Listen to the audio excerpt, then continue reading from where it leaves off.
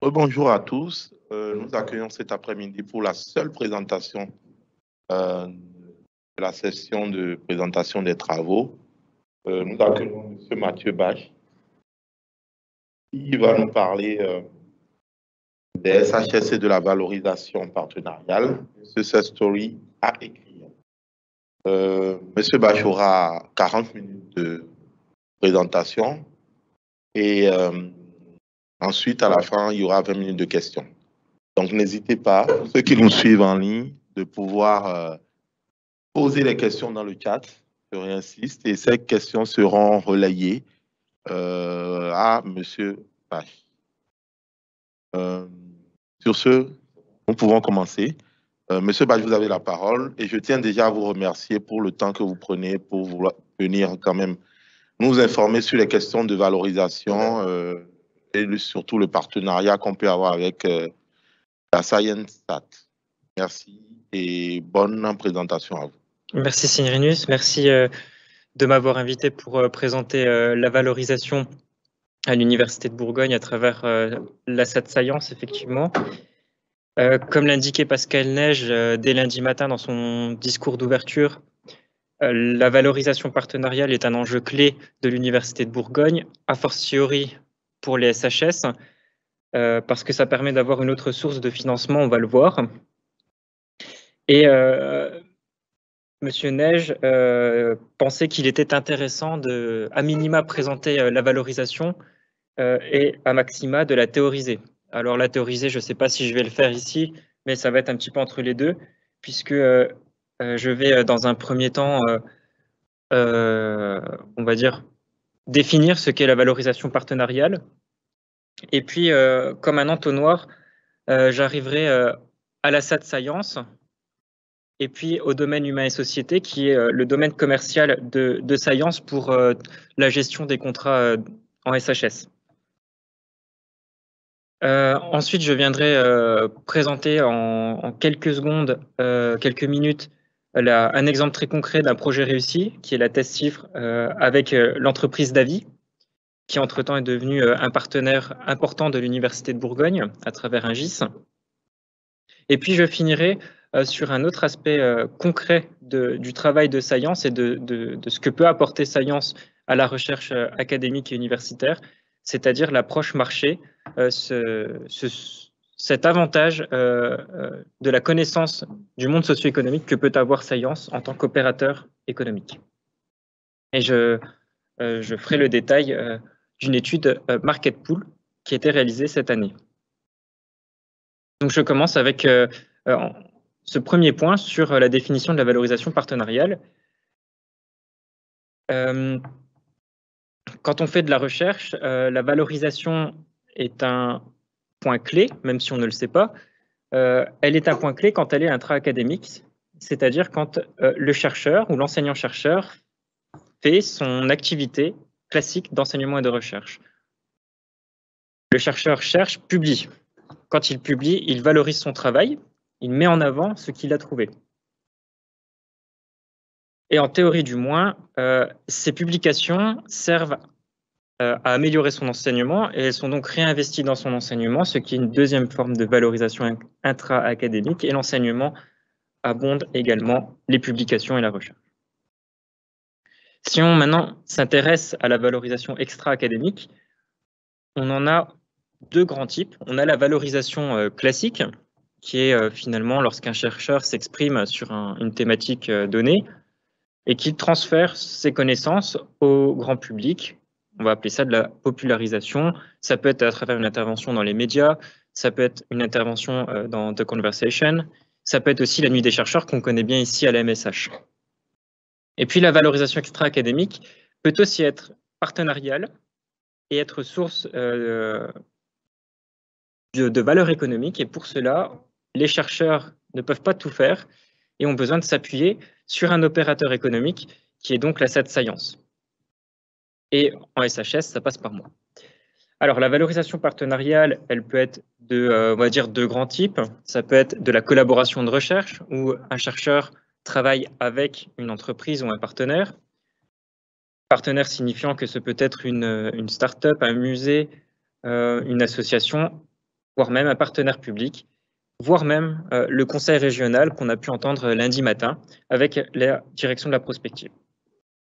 Ce peut être aussi, lorsqu'on parle de valorisation partenariale, une prestation de recherche. C'est-à-dire qu'un donneur d'ordre a un besoin, il fait un cahier des charges et le laboratoire répond au cahier des charges.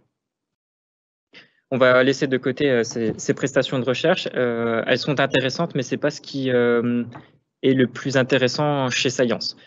On va revenir sur les collaborations de recherche puisqu'elles comprennent les dispositifs CIFRE, c'est-à-dire lorsqu'un thésard est inscrit à l'université, ici l'Université de Bourgogne, et fait sa thèse dans une entreprise ou un partenaire qui le rémunère et qui travaille donc avec le chercheur.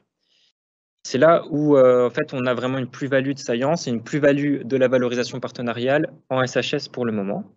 Et on espère, côté Université de Bourgogne comme côté Science, que partant de ces résultats et de ces collaborations de plus en plus nombreuses, on génère des résultats de la recherche qui puissent être maturés et être mis sur le marché. Et pour la maturation, on s'adressera également à Science. Mais comme je vous l'expliquerai dans un petit instant, c'est pas moi qui m'occupe de la maturation et donc je ne suis pas forcément le mieux placé pour la présenter.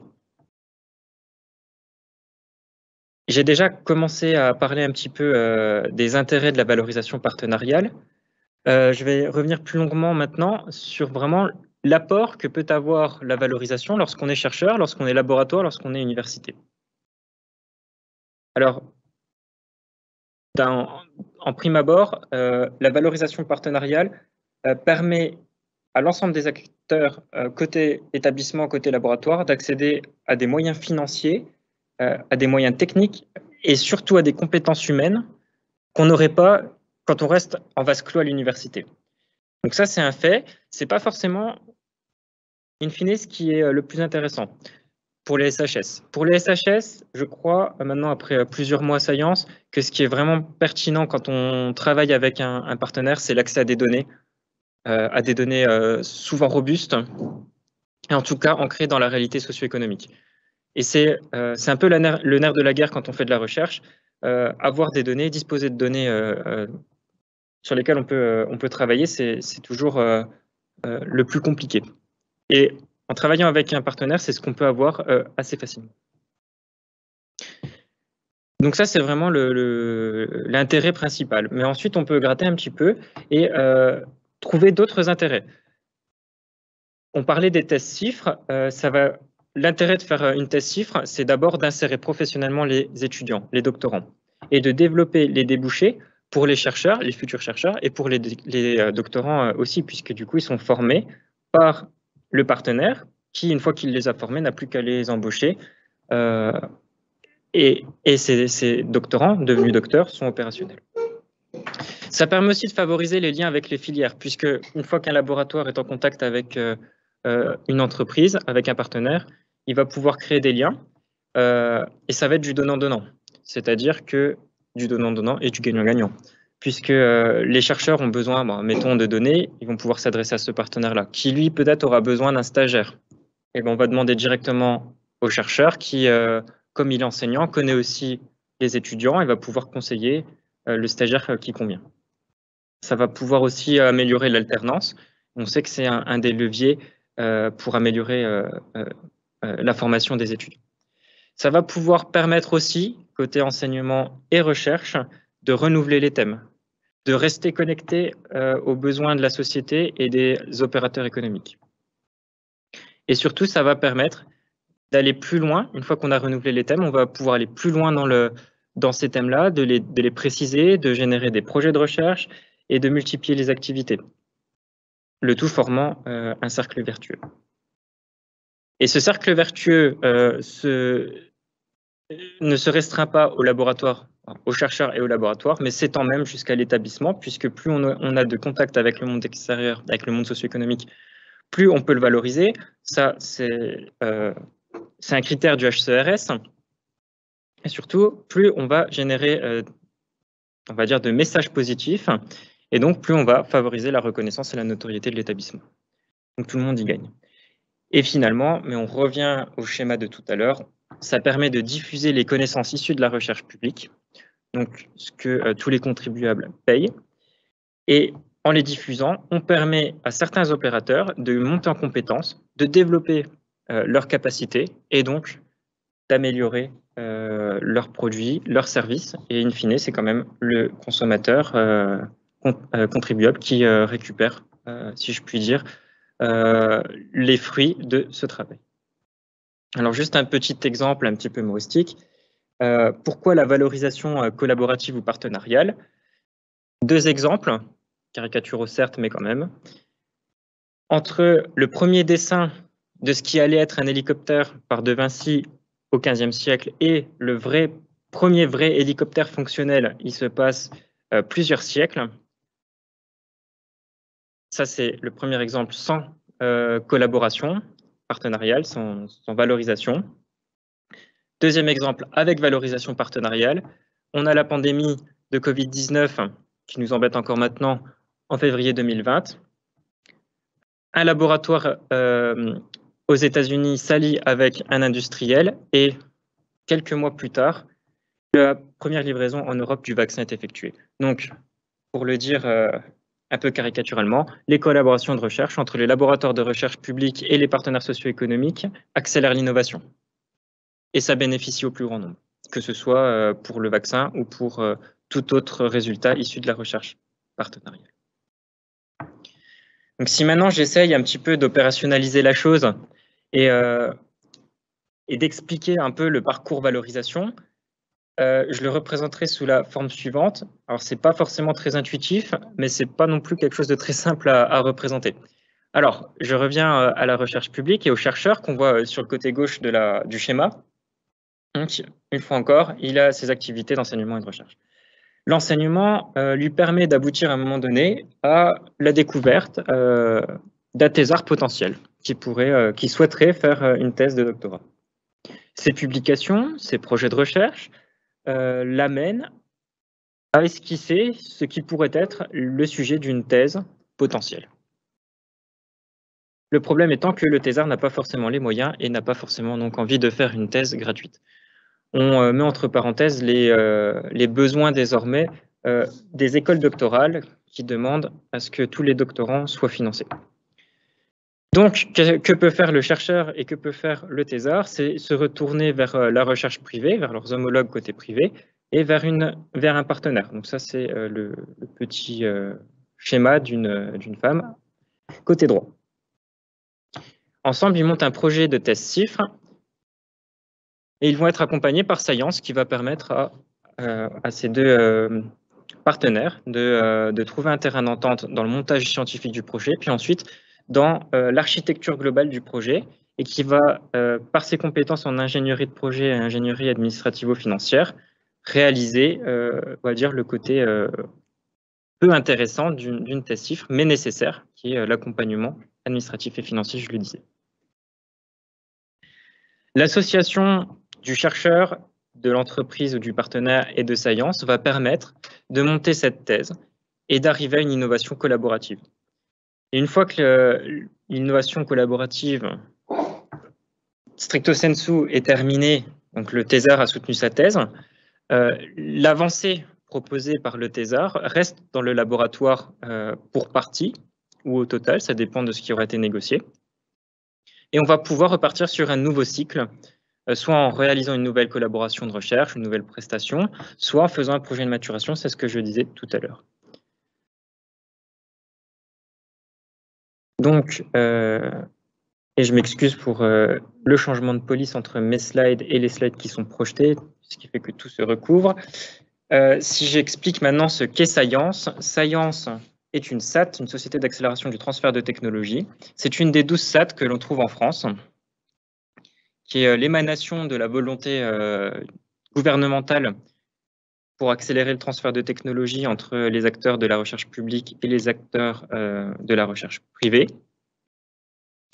Le but de Science est de faciliter, d'accélérer et de favoriser l'innovation partenariale. Science intervient dans l'Est de la France.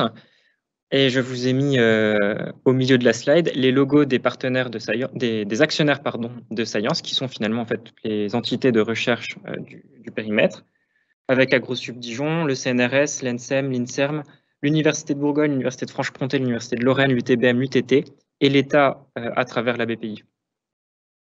En ce qui concerne l'accompagnement pour les projets de R&D, et c'est important, Science n'intervient que dans le périmètre de AgroSup Dijon et de l'Université de Bourgogne, puisque ce sont les seuls actionnaires qui ont décidé de déléguer cette charge à Science. L'intérêt de passer par Science, je l'ai déjà un petit peu exprimé, c'est d'être accompagné dans le montage des projets par des experts de la valorisation. C'est trouver le juste prix de son expertise. C'est pas toujours facile de savoir combien coûte l'expertise d'un chercheur. On est là pour ça. C'est se décharger de la phase de négociation, puisque Science a la capacité, par exemple, moi-même, j'ai la capacité à mener une négociation, à la mener jusqu'au bout. Et c'est disposer de quelqu'un qui va faire la gestion administrative et financière totale du projet. Donc, on s'occupe de tout. Et qu'est-ce que ça coûte finalement? Eh bien, pas grand-chose, simplement 17% de frais de gestion qui sont prélevés sur chaque contrat et qui sont partagés entre l'établissement, alors là j'ai mis l'UB, mais ça peut aussi être AgroSup Dijon, et Science. Donc voilà comment se structure un petit peu Science, pour faire simple. On a ce qu'on appelle, nous, deux départements d'activité stratégique. D'un côté, la R&D partenariale et de l'autre, l'investissement transfert, la maturation. Donc, comme dit, je ne vais pas m'étendre sur l'investissement transfert. Le département de R&D partenariale est scindé en 4 domaines d'activité commerciale, qui sont la santé, bien-être et dispositifs médicaux, l'agrotechnologie agroalimentaire, humain et société pour les SHS, et puis les matériaux. Ces grands domaines d'activité commerciale représentent en fait les domaines d'enseignement et de recherche qu'on peut retrouver dans la classification du BFC.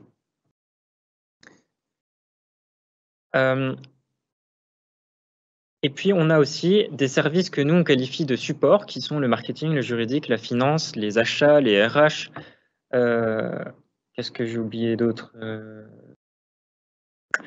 Le département de propriété intellectuelle, et toutes ces personnes vont intervenir régulièrement pour faciliter la mise en place du contrat et gérer le contrat sur le temps long. Donc, si je reprends l'exemple des SHS, je suis l'interlocuteur unique, mais derrière moi, il y a toute une équipe d'une petite dizaine de personnes qui vont intervenir pour faire en sorte que tout se passe bien et pour aider au plus les chercheurs. C'est ce qui justifie à peu près les 17% de frais de gestion. Si maintenant j'en viens au processus de travail, on va pouvoir, si je schématise énormément ce processus, on va avoir 3 grosses briques qui vont apparaître. On va avoir d'un côté la construction d'un programme de recherche entre le chercheur et le partenaire. Donc moi, je peux intervenir quand ça reste dans mon domaine de compétences. Sinon, je n'ai pas d'avis, je n'ai pas à en avoir. Mais je peux rester là à disposition. Ensuite, une fois qu'on s'est mis d'accord sur le fond, on va pouvoir interpeller Science, donc moi-même quand c'est des SHS, et je vais pouvoir intervenir dans le chiffrage du projet, donc évaluer combien coûte le projet, et intervenir dans la négociation à travers un devis, et puis la contractualisation. Et ensuite, on passe à la réalisation effective du projet.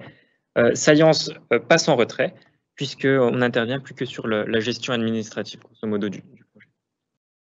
Donc, on peut affiner encore. Par exemple, ce qui peut être très intéressant, c'est d'accéder à un appui à la prospection lorsqu'on est en phase de construction du programme de recherche. Et là, Science peut aider. Peut très bien venir me voir en me disant, voilà, j'ai un thésard, j'ai un projet de recherche, mais je n'ai pas de partenaire. Alors, je peux aider à la prospection et je peux activer la cellule prospection qui va faire des premiers contacts dans une filière. Et puis ensuite, on va voir si on va pouvoir trouver le partenaire idéal.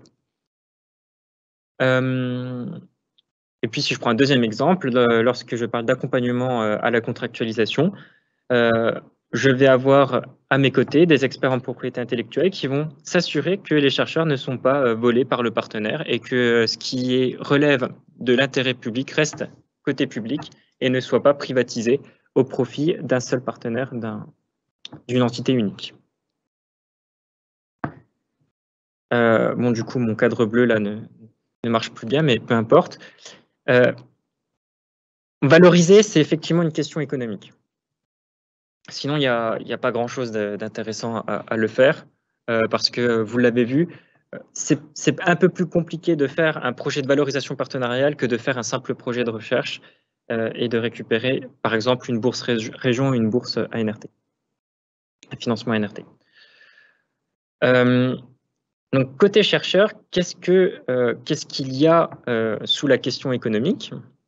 Déjà, on va démonter un mythe. Le chercheur, sur sa fiche de paye, ne touche pas un centime lorsqu'il fait une collaboration avec une entreprise.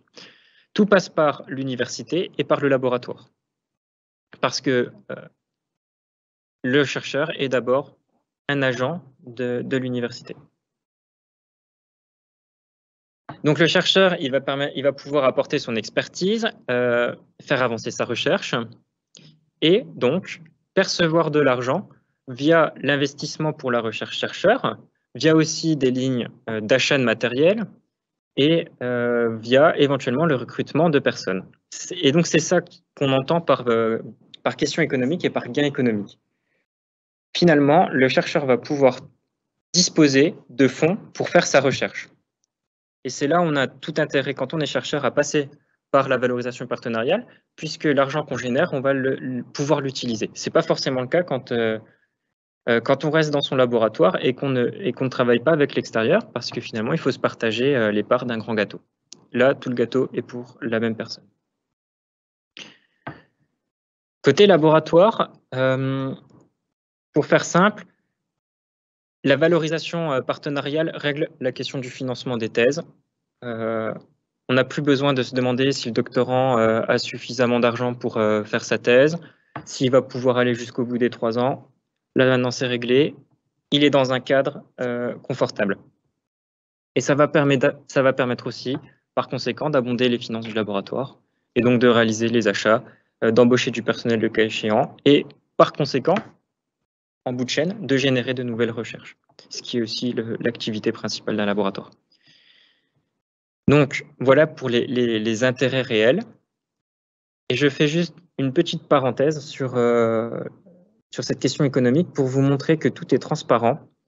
C'est-à-dire qu'on travaille avec des fiches de coûts que je remplis avec les chercheurs, selon ce dont ils ont besoin, que tout est transparent puisque la fiche de coût, ils la voient. Ils voient le résultat de la fiche de coût qui doit être validé par le chercheur, validé par le directeur de l'unité et qui me sert de base. Donc tout est fait en toute transparence, il n'y a pas de problème, tout peut être expliqué. Voilà pour les grandes bases en fait de l'innovation et de l'innovation partenariale avec Science. J'en viens maintenant au SHS et donc au domaine humain et société dont je suis le responsable. Donc je reprends mon organigramme. Et si on se focalise maintenant sur le humain et société, on voit apparaître 3 sous-domaines qui sont interaction et connaissances humaines, espace société et temps humain, droit, économie, gestion politique. Là encore, ces 3 sous-domaines économiques, commerciaux, reflètent la répartition souhaitée et effectuée par la commu UBFC. Donc je détaillerai ces 3 sous-domaines. Juste un point d'explication, j'ai décidé de scinder mon domaine en 3 sous-domaines parce que, avec 16 laboratoires, vous allez les voir dans un instant, il était plus simple d'avoir 3 entités distinctes pour appliquer une politique et une stratégie commune à chacun des sous-domaines, plutôt que d'avoir une grosse masse dont il aurait fallu piloter uniformément et avancer dans la même direction. Or, c'est pas bien logique d'appliquer une même stratégie lorsqu'on a de la littérature et d'un côté, de l'économie de l'autre, et au milieu, on a, je sais pas, de l'archéologie. On voit bien que on ne peut pas avoir les mêmes dynamiques et les mêmes approches. Donc, je parlais de 16 laboratoires, on les voit ici.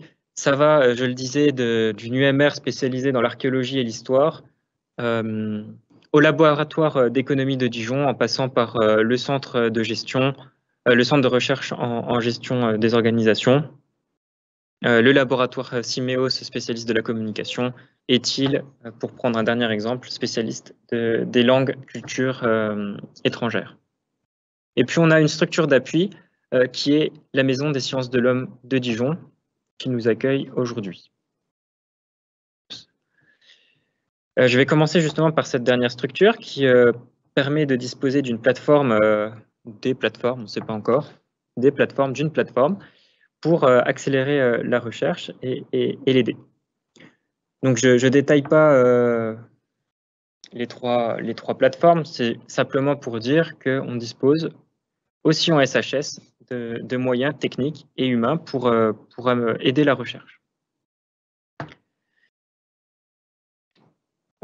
Si on prend le premier sous-domaine interaction et connaissances humaines, on va avoir à disposition des spécialistes dans la création d'une identité de marque, dans la mise en mots de cette identité de marque. On va avoir des spécialistes de la communication, du développement de programmes d'éducation et de formation continue, de modélisation des connaissances, de diagnostic de qualité de vie au travail, etc. etc. Donc, des spécialistes, des échanges et des connaissances des humains et des sociétés. Le deuxième sous-domaine agrège des spécialistes en archéologie, en histoire, en sociologie, en philosophie, en géographie et en psychologie sociale. On notera qu'effectivement, à l'intérieur de ces domaines, on peut avoir des synergies, par exemple en géographie, lorsqu'on monte un écoquartier, quand on travaille sur les transitions, on ne fait pas que de la géographie, on fait aussi un petit peu de sociologie et un petit peu de psychologie sociale. Et enfin, le dernier domaine, beaucoup plus classique, droit, économie, gestion politique. Donc là, on retrouve les laboratoires effectivement de droit, de gestion et d'éco, qui ont tous des expertises de pointe dans leur domaine. Donc maintenant, je vais me servir un petit peu de cette intervention pour faire le point sur ce qui a été fait, encore une fois dans une question de transparence, puisque j'ai repris la responsabilité du domaine en mars de 2021. Donc, on est maintenant en décembre 2021, et donc je vais revenir sur les premiers résultats de travail. Donc, j'ai fait le tour de tous les laboratoires, MSH comprises, des écoles doctorales. Ça a plus ou moins bien fonctionné. J'ai pu rencontrer et discuter avec 9 des 16 laboratoires. 2 refus nets qui relèvent d'une politique de ces laboratoires. Mais en revanche, 100% des écoles doctorales, et on travaille avec les écoles doctorales pour essayer d'amener la question des chiffres sur le devant de la scène et de tenir informés les futurs thésards. Là-dedans, il faut quand même le souligner que Science est maintenant devenu un partenaire privilégié de la MSH, avec lequel le travail s'effectue de façon fluide et intense. Donc ça, c'est un vrai bon point.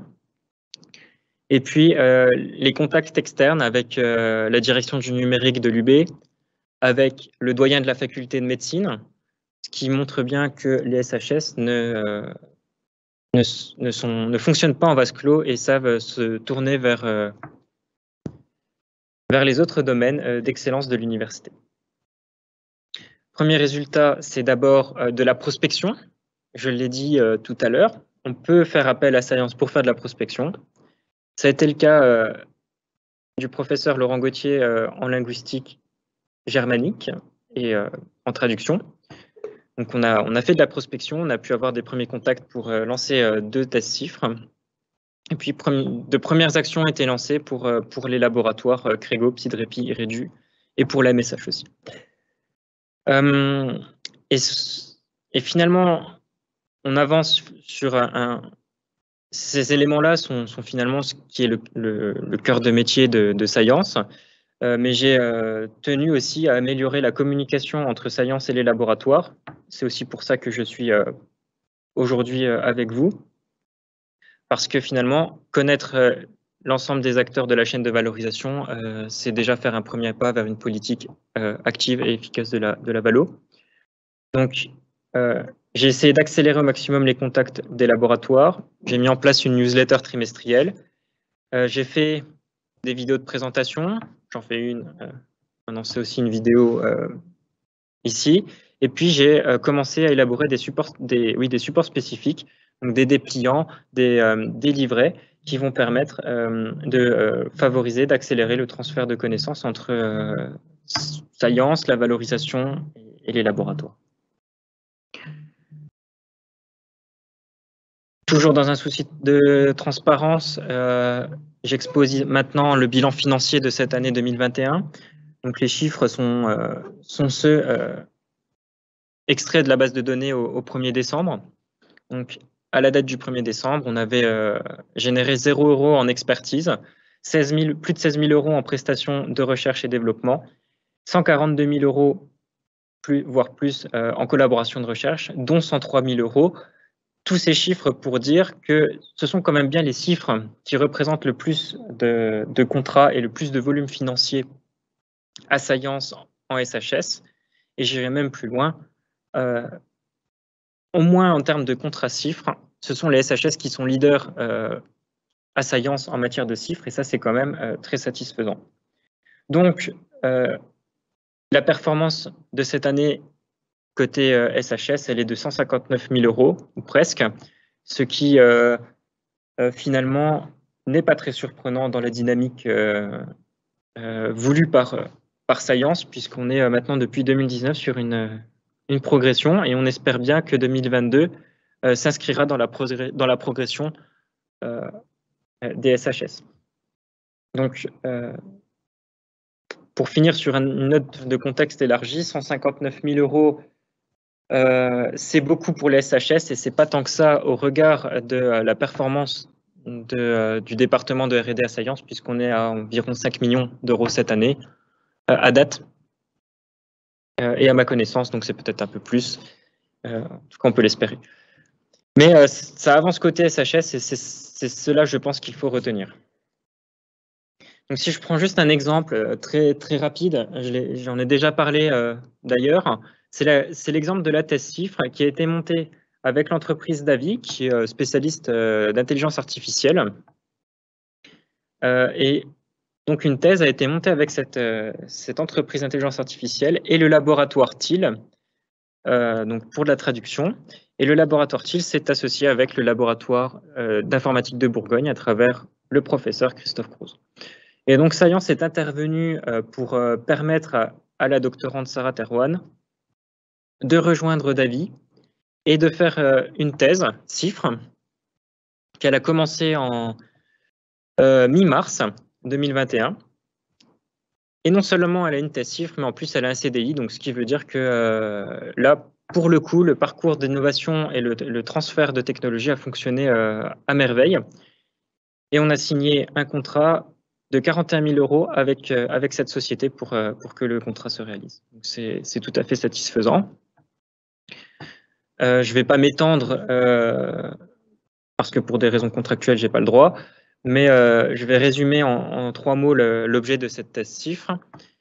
Davi a été lauréat d'un appel à projet pour les Jeux Olympiques de Paris 2024 et réalise un assistant conversationnel, donc un chatbot multilingue, qui va être capable d'exploiter la notion de segment figé en langue pour produire du texte, produire des réponses lorsque les visiteurs vont arriver à Paris et qu'ils ne sauront pas où prendre le métro, ou rejoindre tel hôtel, ou rejoindre tel stade. Et donc cet assistant conversationnel répondra de façon fluide et idiomatique aux visiteurs, et ce dans au moins une trentaine de langues. C'est plutôt une belle performance. Je vais finir maintenant en accélérant un petit peu sur l'approche marché qui est souhaitée par Science et qui c'est souhaité par Science, mais c'est aussi souhaité par l'Université de Bourgogne en tant qu'actionnaire principal de Science. Et donc, je vais simplement revenir sur cette idée d'approche marché, et puis je parlerai des études de marché. Donc, on a deux façons de travailler à Science en ce moment, soit par des expertises des chercheurs. Donc, on sait qu'on a des laboratoires, on sait qu'on a des chercheurs, on a trouvé les chercheurs, on a trouvé leurs recherches, on a trouvé que c'était intéressant. Donc, on va partir de ces expertises-là, on va identifier le partenaire, monter le projet, conseiller, finalement faire ce que je vous ai dit jusqu'alors. Ça, c'est une possibilité. L'autre possibilité qui nous a été demandée par l'actionnaire et par la région Bourgogne-Franche-Comté, c'est de partir des besoins du marché, donc identifier une filière ou un domaine stratégique, et ensuite identifier dans les laboratoires les expertises qui vont permettre de monter des projets que l'on veut interdisciplinaires pour répondre au mieux aux besoins, et interdisciplinaires signifiant à la fois intra-SHS et extra-SHS. Donc c'est dans cette deuxième logique que j'ai travaillé depuis mars et qui m'a permis d'identifier pour la région Bourgogne-Franche-Comté 6 domaines d'intérêt stratégique. Je les liste là, donc santé du futur ou santé de demain, avec l'intégration de l'intelligence artificielle, mais aussi l'intégration de variables plus humaines et sociales, notamment avec la psychologie sociale et tout ce qui tourne autour de la qualité de vie, que ce soit au travail ou qualité de vieillissement. Le secteur défense, puisque le côté est de la France est démuni de centres de recherche spécialisés dans la défense nationale, il était intéressant de creuser cette piste. Le troisième élément reprend les cultures numériques ou les numérisations de la culture. C'est un vaste programme. Les sports numériques ou la numérisation du sport ou des sports, ce qu'on appelle aussi les e-sports. Donc là aussi, on avait intérêt d'exploiter en fait les compétences et l'expertise des chercheurs et des laboratoires du campus bourguignon, parce que il faut se positionner le plus tôt possible pour répondre aux besoins d'une filière émergente qui devrait générer plusieurs centaines de millions, pour ne pas dire des milliards d'euros dans les prochaines années. Et puis, deux aspects clés, la transition agricole et alimentaire. Donc, ça, c'est à peu près transparent. Et puis, la transition énergétique. Là, c'est essentiellement pour travailler le côté acceptabilité et communication entre des décisions politiques et le grand public. Donc, à partir de ces grands domaines sélectionnés, j'ai réalisé, avec l'aide de la cellule prospection, 3 études qu'on appelle à Science Market Pool, c'est-à-dire qu'on n'est pas sur de l'étude de marché de fond, avec des contacts avec les partenaires, avec une approche quanti, une approche quali. On est sur, en tout cas, on a défini les études market pool comme étant des études de fond de tendance d'un marché. Donc, on a regardé en silver economy pour la partie santé, en défense et dans les écoquartiers. Déjà, on essaie de comprendre ce qu'étaient ces marchés-là. On a essayé de définir les grandes filières, de définir les grands acteurs et de comprendre comment on pourrait s'insérer dans ces marchés en répondant à des besoins de R&D. Je vais vous présenter l'étude Market Pool de Silver Economy, sur la Silver Economy, parce que c'est celle qui a été la plus aboutie et qu'on a pu transformer en petite étude de marché, puisqu'on s'est rendu sur des salons avec mon collègue en santé pour comprendre au mieux les besoins de la filière. Donc, la Silver Economy s'inscrit dans le contexte du plan 2030, du plan santé 2030 du gouvernement et du plan régional de santé en Bourgogne-Franche-Comté qui va être renouvelé très prochainement dans les prochains mois. Et dans le cadre de ces 2 plans, on a pu noter qu'une grande partie pouvait intéresser les sciences humaines et sociales et que surtout, on identifiait 3 aspects clés. L'intégration de technologies numériques, rien de très surprenant. L'intégration, en revanche, des variables propres au bien-être des personnes et surtout l'amélioration de la qualité des soins et de vie des patients et des soignés. Et surtout, on peut corréler ces aspects-là à un fait. En France, en Bourgogne-Franche-Comté, la population est vieillissante et cette population vieillissante augmente. Donc, il y a un marché qui se crée autour des personnes âgées, des seniors, des cheveux blancs, et c'est pour ça que, ou des cheveux gris, et c'est pour ça qu'on s'est intéressé à la silver economy. La structure du marché, elle est complexe parce que finalement, toutes les industries, tous les services peuvent se tourner vers la silver economy. Et c'est ce qui nous a posé un petit peu problème parce que c'est tellement large qu'on ne sait pas par où commencer. Donc ça va des soins à domicile, de la télémédecine, de la nutrition, à tout ce qui va être lié à l'habitat connecté, l'habitat adapté, l'habitat adaptatif. Ça touche tout ce qui est loisirs. C'est pas uniquement le tourisme et l'écart de personnes âgées qui arrivent sur certains lieux précis. C'est aussi tout ce qui va être applications dédiées, jeux dédiés sur téléphone mobile adapté, sur tablette, etc. Et puis on a enfin la question des transports, mais je crois que cette liste est loin d'être terminée. Donc en fait, tout le monde peut accéder. Enfin, tout le monde, tous les acteurs industriels peuvent s'intéresser à la silver economy. Donc on a essayé ensuite, si on ne pouvait pas comprendre le marché en passant par les acteurs, on a essayé de voir en fait comment est-ce qu'on pouvait, en identifiant des très grosses catégories de produits, voir comment on pouvait interpeller des acteurs directement impliqués en Bourgogne-Franche-Comté. Donc, on a identifié le service à la personne avec le service Atome, qui fait donc de la livraison de repas et du soin à domicile. On a pu identifier des structures semi-spécialisées, comme des maisons médicalisées, et puis évidemment des EHPAD, notamment à travers le groupe Corian.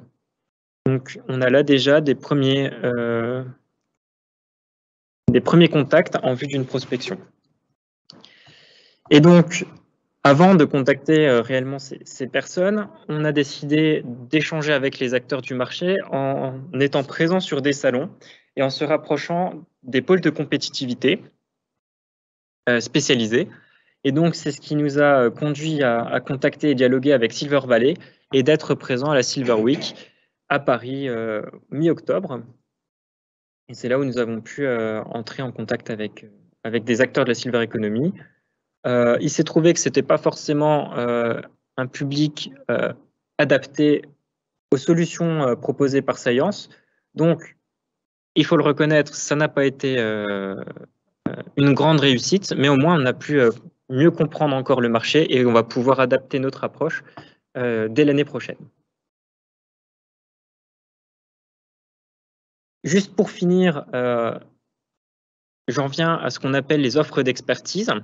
Parce que si on avait réussi notre coup, si je puis dire, à Paris lors de la Silver Week, on aurait pu construire ces fameuses offres d'expertise qui sont des concaténations de briques technologiques issues de différents laboratoires et de l'expertise de différents chercheurs pour construire une chaîne de valeur qui va d'un point A à un point B et on répond à l'ensemble des problèmes possibles dans un périmètre donné. Mais et on le comprend bien, ces chaînes de valeur peuvent aussi être scindées pour répondre à des besoins très spécifiques d'un partenaire. Donc, on en avait créé 3. On avait identifié l'offre complément alimentaire pour seniors. Donc, il fallait partir des besoins que pouvaient avoir les seniors en la matière. Donc, ça passait par une étude de marché spécialisée et donc adapter aussi les cadres méthodologiques de l'étude de marché. Identifier, valider des composants actifs. Là, c'était plutôt le travail côté santé de mon collègue avec qui j'ai travaillé. La formulation et la mise en gélule, là, on retombe sur les capacités R&D en propre de Science, qui on est capable de faire ce genre d'action, mais ça nécessite aussi de la R&D. Des tests sur patients cliniques sains, donc il manque des S parce qu'on ne teste pas sur un seul patient, on teste sur plusieurs patients. Ça aussi, c'était la capacité que pouvait avoir mon collègue en santé. Moi-même, je pouvais activer les expertises des laboratoires concernés en matière de sensorialité. Et puis, on pouvait travailler également le packaging et le support communication. Je ne détaille pas qualité de vie et chatbot.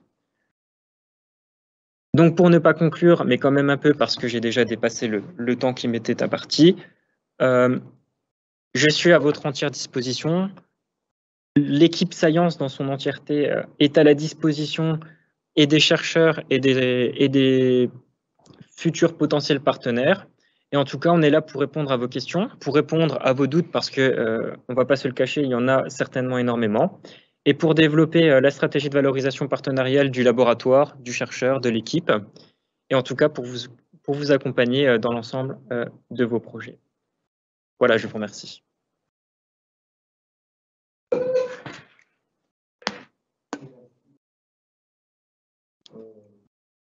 tiens encore à te remercier et à vous remercier pour cette présentation qui, en tout cas, moi, me paraît claire par rapport à Science, par rapport à la SAT. Je ne sais pas si on a des questions dans le chat. Non? Est-ce qu'il y a des questions dans le public? Merci Mathieu. Oui, effectivement, moi j'étais venu pour une grosse curiosité qui restera encore, je pense, assez longtemps, parce que SHS ça couvre des domaines très étendus. On en avait déjà parlé en off, hein, évidemment. Et donc je voulais voir un peu du coup, quelle était un peu l'approche de Science. Donc je vois ce découpage en trois façons, en trois pôles ou domaines. Je ne sais plus quel est le vocabulaire. Ouais, sous-domaine. Sous-domaine. Ma question, ou est-ce que tu peux nous en dire plus un peu sur la factorisation en fait, qui a permis de regrouper ces trois sous-domaines? Quelles sont les similitudes comment vous avez procédé en fait pour ce découpage en fait? C'est arbitraire et essentiellement thématique. C'est moi qui l'ai fait en fait en repartant des. Alors là, je ne sais plus comment appelle ça UBFC, mais ça doit être les axes thématiques. Il y a un certain nombre d'axes thématiques. Il y en a 3 ou 4 pour SHS et ça représente plus ou moins ce que j'ai fait. Mais donc l'idée, c'était vraiment d'avoir une homogénéisation des centres d'intérêt, des laboratoires et des chercheurs. Alors c'est pas étanche parce qu'on a des laboratoires qui sont dans deux sous-domaines et donc dans 2 axes aussi PFC. Mais ça permettait au moins de construire on va dire une stratégie par sous-domaine qui corresponde plus aux attentes. Parce que si je te prends juste 2 exemples.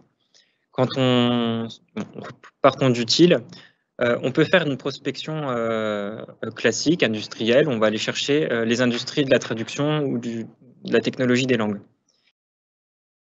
Mais quand on travaille avec Arteis et les archéologues, on ne peut pas faire ça. On ne peut pas faire une prospection industrielle. Déjà parce que ça n'intéresse pas les chercheurs de travailler avec des industriels et parce qu'en fait, il n'y aurait pas grand-chose à trouver.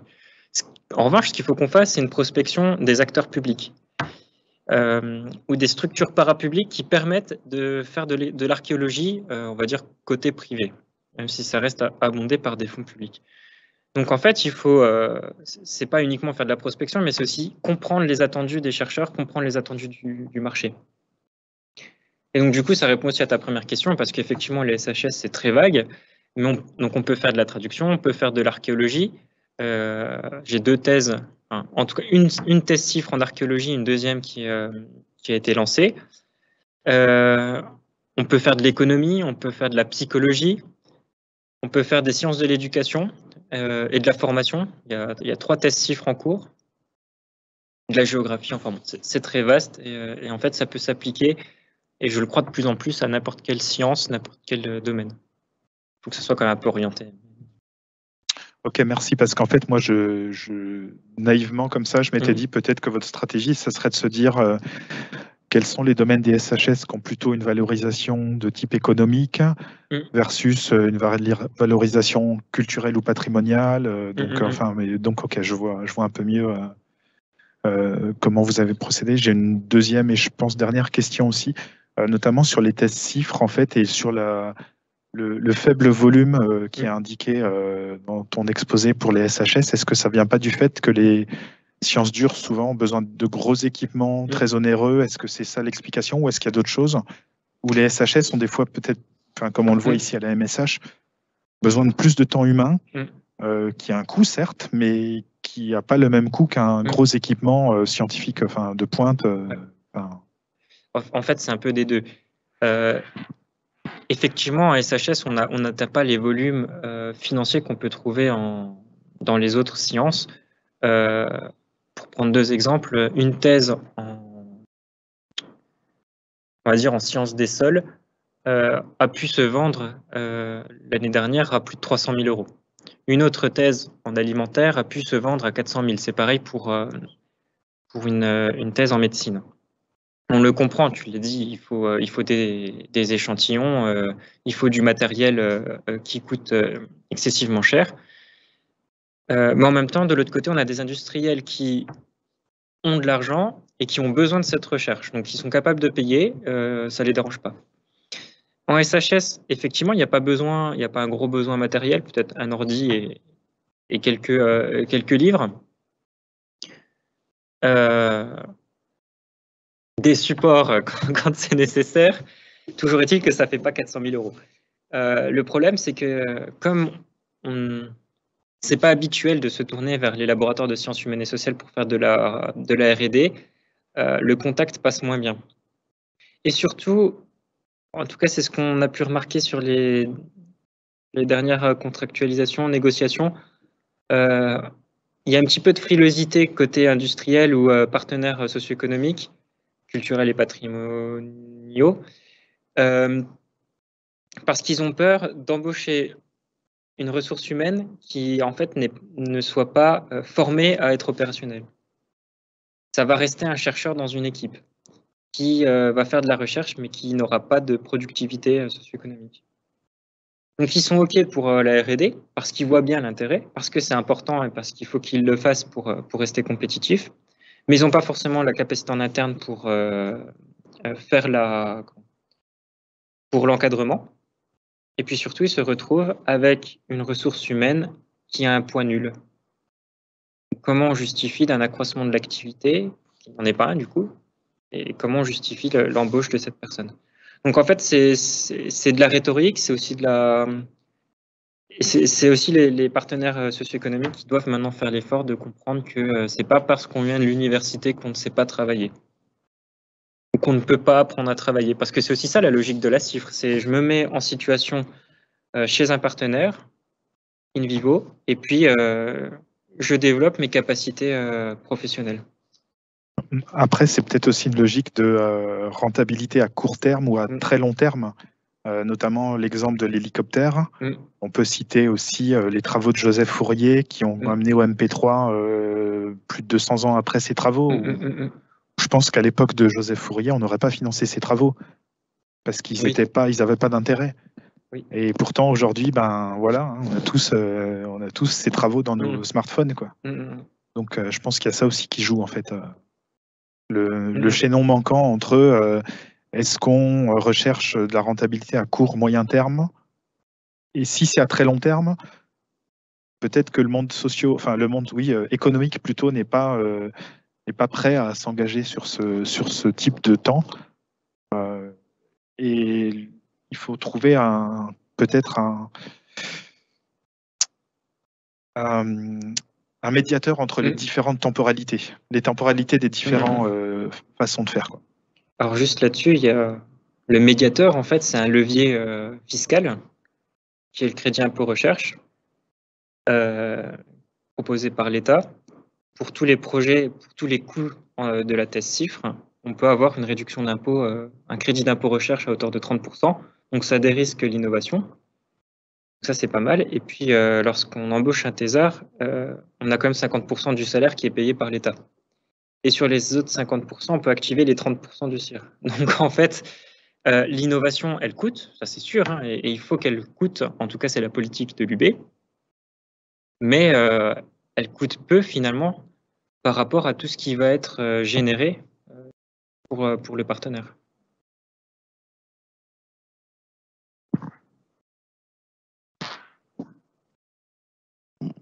Moi, j'aurais, bon, pas des questions, mais des interrogations sur. C'est passé rapidement sur le côté expertise. Oui. Et je pense que pour les sciences humaines et sociales, je pense notamment, là, je parle comme un économiste. Je pense que c'est la partie où je pense que la SAT peut vendre. Parce que du côté expertise, est-ce que tu peux nous en dire un peu plus sur la stratégie que vous développez là-dessus? Parce que je pense que ça peut être un levier. Parce que je sais que dans les programmes de recherche, bien évidemment, les chercheurs, ils consacrent du temps. Ils ont probablement du financement, du temps d'ingénieurs d'études et tout ça. Mais bien évidemment, ils ont quand même le côté expertise qu'ils vendent et que je pense en tout cas moi, qu'en sciences humaines et sociales, on peut valoriser d'une façon ou d'une autre. Est-ce qu'il y a une stratégie derrière ça? Alors, jusqu'à il y a une semaine, je t'aurais répondu que non. Maintenant, c'est un petit peu changé. Déjà, l'expertise, qu'est-ce que c'est? C'est un chercheur qui va être salarié par Science pour répondre à un besoin très spécifique d'un partenaire, spécifique signifiant que ça doit être un point très précis, sur une durée très courte, et ça ne peut pas être une action répétitive. Ça peut être, par exemple, une institution qui lance une proposition de loi, par exemple. Mettons une proposition de loi sur quelque chose de très spécifique, l'énergie par exemple. On peut aller chercher un chercheur spécialiste du droit de l'énergie qui va relire et faire des propositions sur ce texte. Et là, il va falloir payer le chercheur. Donc dans ce cas-là, c'est le seul cas pour lequel le chercheur va pouvoir toucher de l'argent sur sa fiche de paye. Donc ça passe hors du laboratoire. Il va passer par le dispositif d'expertise.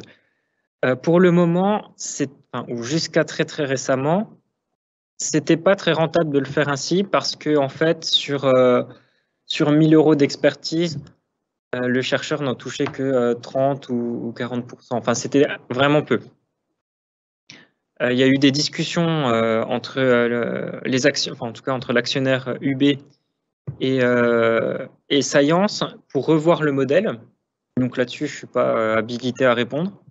Mais en tout cas, on va vers une amélioration de ce système-là, s'il est voté par le conseil d'administration. Et on devrait avoir des possibilités pour les chercheurs de faire des expertises qui sont intéressantes. Et c'est franchement intéressant et important pour l'UB parce que ça évite que certains chercheurs montent des auto-entreprises, répondent à des besoins de partenaires, ce qui est déjà très compliqué à faire pour les chercheurs. Il faut monter l'auto-entreprise, gérer les parties juridiques et fiscales. Et c'est surtout du point de vue de l'établissement, pas très acceptable. Puisque du coup, il y a un cumul d'emplois, cumul d'activités, c'est pas souhaitable.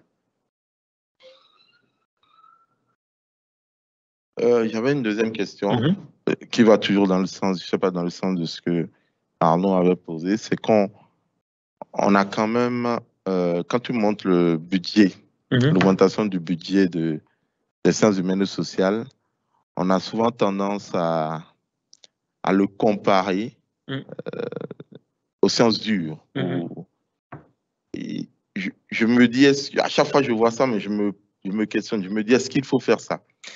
Il faudrait peut-être comparer cela, mais montrer qu'est-ce qu'il y a en investissement humain chez les sciences dures et qu'est-ce qu'il y a en équipement.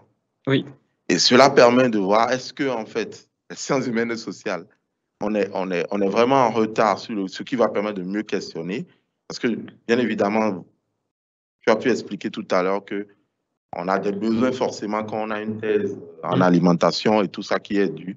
Est-ce qu'il ne faut pas peut-être changer de modèle pour montrer aux chercheurs en sciences humaines et sociales que justement, on est en nette augmentation, mais on n'est pas si loin des sciences dures parce qu'ils ont une partie qui est peut-être de l'investissement. Bon, c'était juste... Ça c'est... C'est ça. Les SHS ne sont pas si loin. Et puis, s'il peut y avoir un décalage entre les SHS et les sciences dures, il faut aussi remettre ça dans le contexte global de l'université, qui est que, si je prends matériaux, par exemple, on fait de la valorisation en matériaux depuis 30 ans, si ce n'est plus, à l'université de Bourgogne. on fait de la valo en SHS depuis, de mémoire, 5 ans, 4 ans. Donc, il faut que ça se mette en place, il faut que ça se développe.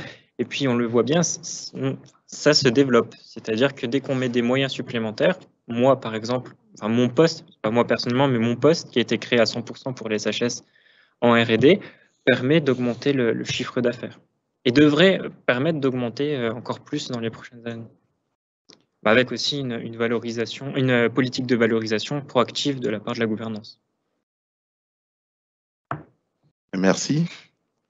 On va s'arrêter là pour cette présentation. Donc, je tiens à repréciser que la seconde présentation n'aura pas lieu puisque la chercheuse a voyagé. Elle a voyagé, donc elle a annulé cette présentation, donc elle ne pourra pas se rendre disponible. Elle s'excuse de ce fait. Par contre, on trouvera un autre moment où elle pourra présenter justement ses travaux. Donc, je tiens à vous remercier encore pour cette présentation et à très bientôt. Merci.